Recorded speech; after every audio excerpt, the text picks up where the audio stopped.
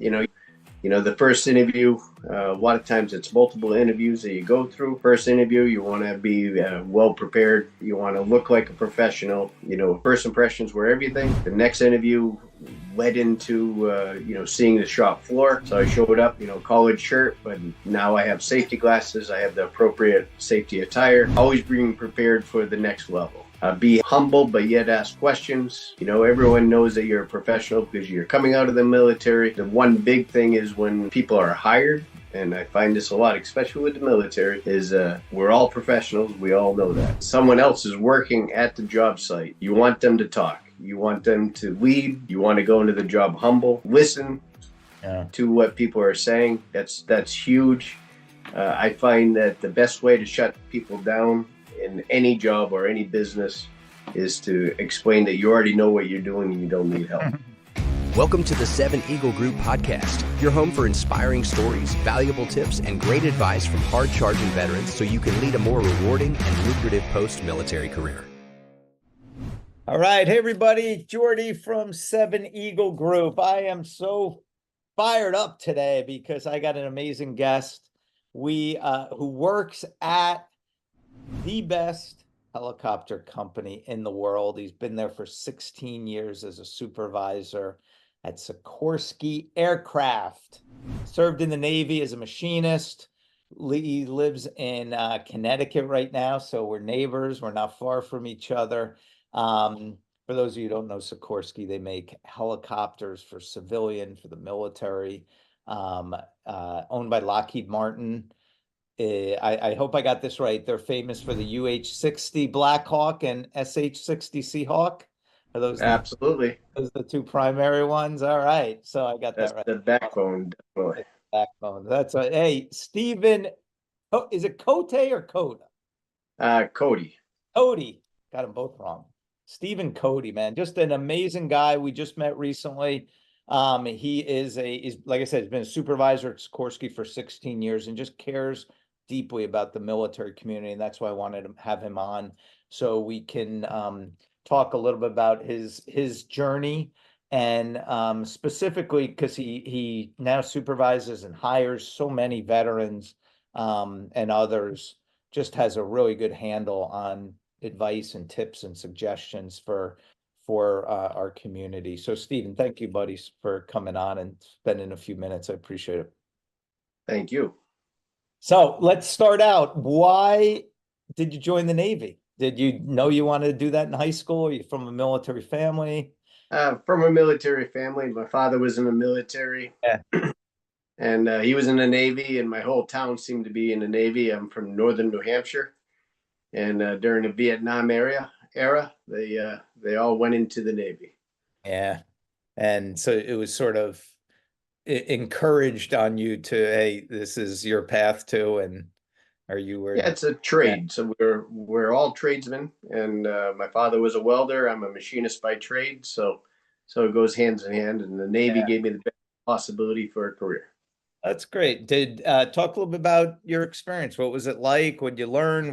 How did that sort of make you the man you are today? Any lessons that you came away with? Well, some of the biggest lessons are, the can-do attitude of the Navy. They trained you. They expected you to do good work. You performed as a professional. At 19 years old, I was making parts for nuclear submarines.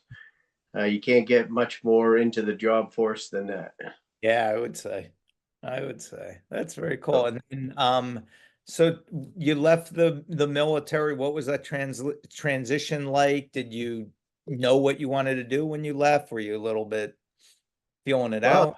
I was a machinist in the military, so when I was looking for a job, I definitely went into the machining background.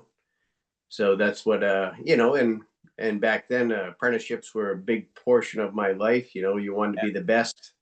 Yeah. So I strive to be a apprentice. I become a journeyman tool maker. It was a long process. No one gives you one step. You have to make opportunities for yourself. Yeah. And so I went through a full apprenticeship through the state of Connecticut. from there, striving to be better and better as I go. I started to do night classes at Naugatuck Technical College. When I finally got to Sikorsky, directly into college, as an associate's, bachelor's, and MBA. Hmm. So schooling was my calling. Strive every day, just like military background. It was hurry up and wait. Do as much as you can, as fast as you can, being patient. Yeah. And how did you end up at Sikorsky? It was my machining background. So they needed a lot of the Sikorsky employees are hired by job houses. I got a phone call. Someone seen my resume online. They called me up. A headhunter called me up, and they asked me if I wanted an opportunity at Sikorsky Aircraft. I said definitely. I thought that was going to be a great opportunity. Yeah. So 4 miles from my house at the time, I took the opportunity. It was a great opportunity. So I started off as a machinist. We had a little light time, so I was laid off for around a year and a half. I was still in school, still trying to go through my associate's program at the time. I was contacted. They really liked me from what they seen. The first year that I worked there as a contractor. Yeah. So they hired me as a full-time engineer at that time Wow. because they knew I was going back to school. Yeah. Here we are 16 years later, huh? Still cranking. 16 years later, yes. Wow. And so talk a little bit about the stuff you do now as a supervisor. Well, I manage a crew of technicians, all facets: machinist, hydraulic, electrical. It's I manage the tradesmen. Yep. So with my background as a tradesman, it's easier for me to communicate with the tradesmen and the engineers, kind of dissecting exactly what each are trying to portray and get the job done. Yeah. And you could do all the jobs that your crew does. So you I won't say I can do all the jobs that my crew can do. Yeah.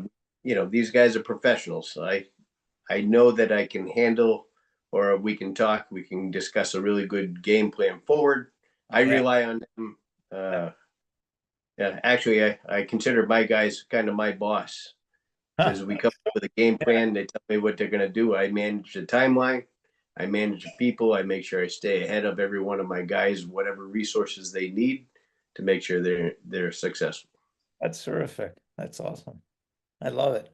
And so talk a little bit about, I imagine you, not imagine, but I know you play a big part in hiring new people who are coming in and to your teams and working on the floor. And talk a little bit about some of the, what suggestions would you have for veterans, for transitioning service members in this job hunting process? What are some of your favorite tips for these guys that they can take with them, whether they're doing a machinist type job or something else?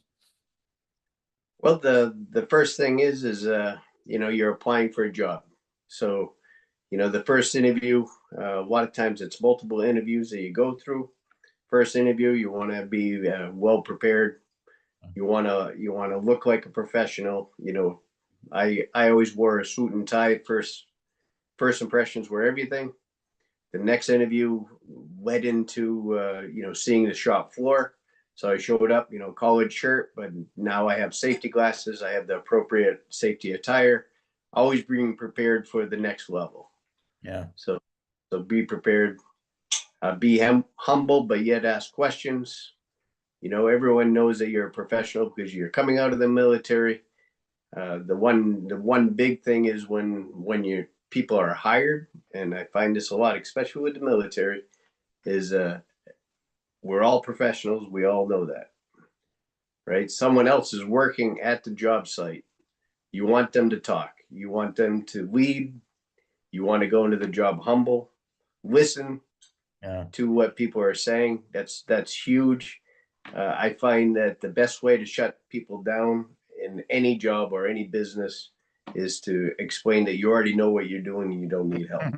Yeah. So be humble, say thank you, right? Even though you might have done it a million times, you may be the best mechanic in the world. Just, take your time, bring yourself into the knowledge of the area, sponge off everyone else, get all their information. As soon as you do that, now you have your opinions. You can build on that for the relationship back and forth to your colleagues. Yeah. And management will see, one of the most important things is to get along with everyone that you're working with. Right. Adapt, right? So military people are really good about adapting. We have chaos going all the time, but adapt to the situation, and you'll find yourself at Sikorsky Aircraft or any career. What's great about all those things you said, nothing had to do with the skill of being the machine. It was all like just common sense stuff. Like you wore a suit to a job where obviously nobody wears a suit at the job, but you wore it because they're like, wow, look at this guy. He's taking this seriously. You're just doing the little things, the easy things that anyone can do. And they make a big impression on a guy like you, right? When someone comes in and does some of that stuff. Well, when you feel confident, you look confident. Yeah. You're not going to a job interview with a shirt that's torn, right? So every welder in the world, their shirts have holes in them. That one day of the interview, you probably don't want to show up with holes in your shirt. So Yeah. I prefer to hire military people. Again, they have the background. One lesson that I learned that was so important when I was in the military is to repeat, what the orders were that were given to me, so that people understand that I actually understand what they're talking about. I bring that forward to even interviews today. Even when I go to business meetings, we're told which direction to go into. Half the people in the meeting have no idea which way to go. Right. I repeat what the manager says, and they understand that I understand what they're trying to portray. Brilliant. It's brilliant. Yeah. Hey, just so I understood you correctly, you meant da-da-da, right? Yeah, that's good. Right. And it reassures what they're doing too.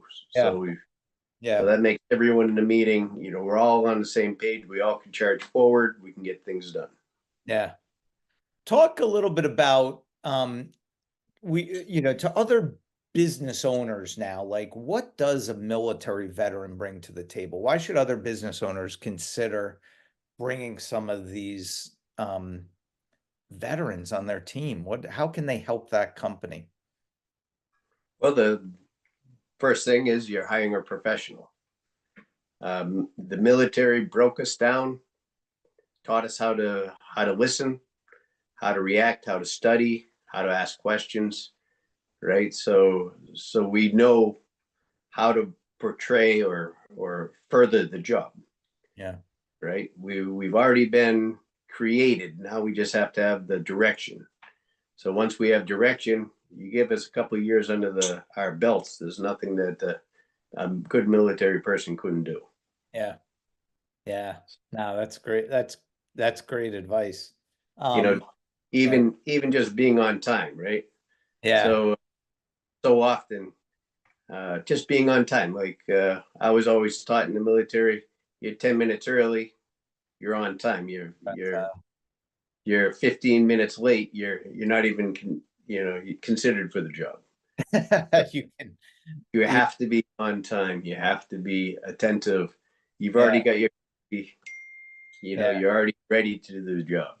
Yeah. What do you predict for Sikorsky in 5-10 years? Like what's going to be different about the helicopters and stuff? Is there going to be electric? Yeah. Right now we're doing a bunch of electric. We're doing a bunch of unmanned helicopters. Wow. Technology's coming along faster and faster, and battery technology's coming along faster and faster. So Sikorsky Aircraft, I believe they're going to have the biggest, baddest helicopters, the most efficient. They're world leaders. Oh my God. and Lockheed, they're overjoyed by owning us. Yeah. So they're definitely, innovations. This year, our budget for innovations is far bigger than the production line right now. Yeah, it must be so exciting to be there. And have you ever been up in one of the helicopters? I had an opportunity to go up on a 76D, and it was the most exciting experience. Did you throw up or no? No, it was a nice smooth ride, executive aircraft, Oh, okay. beautiful, beautiful aircraft. Oh, So yeah, it was even more comfortable than riding in a car for most of the air flight. that's cool. And to know that your team put together some of the parts and stuff and Oh yes, yeah, and my team we test every piece of that aircraft. So wow. so I know a lot of people do testing by analysis on a computer screen. Yeah. We test the analysis. We make sure that everything is what the engineers predicted. Yeah, yeah. Well, lives depend on that. There's no room for error in anything, I imagine, right? All that pressure of That's exactly it. We take it very seriously. Yeah, good for you. That's awesome, man. And what do you do when you're not working? What do you like to do for fun? Well, I'm a fisherman. Today I was doing some gardening, even though it's in the middle of January. Just preparing for the next set of jobs. So What do you fish for? stripers mostly. Hopefully, I'll do some tuna fishing this year. Nice. Right on the coast there. You're in a good spot. Yeah, not bad, not bad at all. That's so awesome. Steve, I can't thank you enough for everything you've done for our military by employing them and this great advice that you've given people listening. So I truly appreciate that. Would it be all right if anyone reaches out to you on LinkedIn if they have questions or Sure, that'd be great. you're a good dude, man, and thank you. I appreciate you giving back and caring for your brothers and sisters in the military. It means a lot to us. So thank you. Jordy, thank you.